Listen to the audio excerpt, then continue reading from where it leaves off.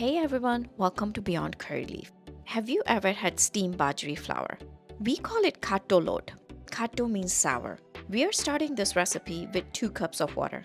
Once the water starts boiling, mom is adding 2 tablespoons of ghee and 1 tablespoon of lasanyu.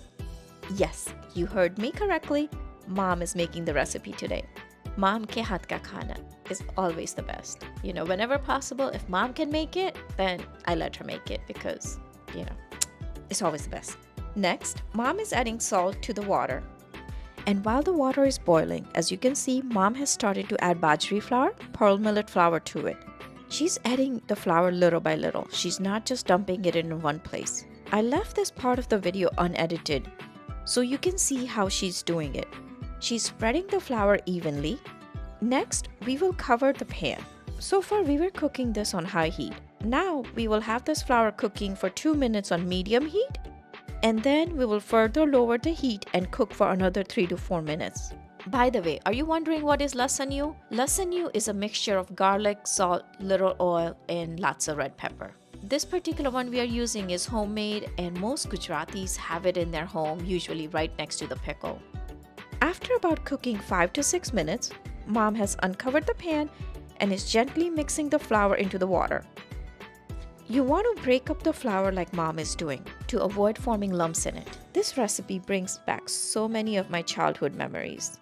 When I was younger, my mom used to make this after she made ghee. The layer of the milk solid that is left behind after ghee is made was used to make this load. Next, mom has added half cup of yogurt. This is homemade yogurt that she's using and is not super sour. Mix the yogurt into the flour as shown here. I love making this recipe in winter, as bajri, being a heating millet, is great to be enjoyed in cold winter months. Mom thought that this could use little more water after adding the yogurt, so she added about 2 tablespoons of water in the measuring cup that contained the yogurt. And that's why the water looks white and is not clear. By the way, mom had tasted it for salt and sourness. I suggest that you also taste the flour before adding the water.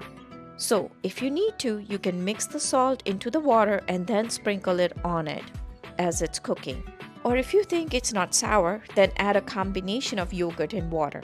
This bajri load is meant to be served hot. It doesn't take more than 15 minutes to make, so plan accordingly. We like to enjoy the load with little more lasanyu and ghee.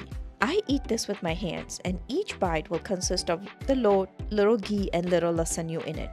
If you're not sure how to make lasanyu, or just want to know how to make lasanyu, or how my mom makes the lasanyu, then just message me and I'll be happy to share with you on how to do it. It's super easy, so nothing complicated there. I hope you enjoyed this video and my mom's cooking today.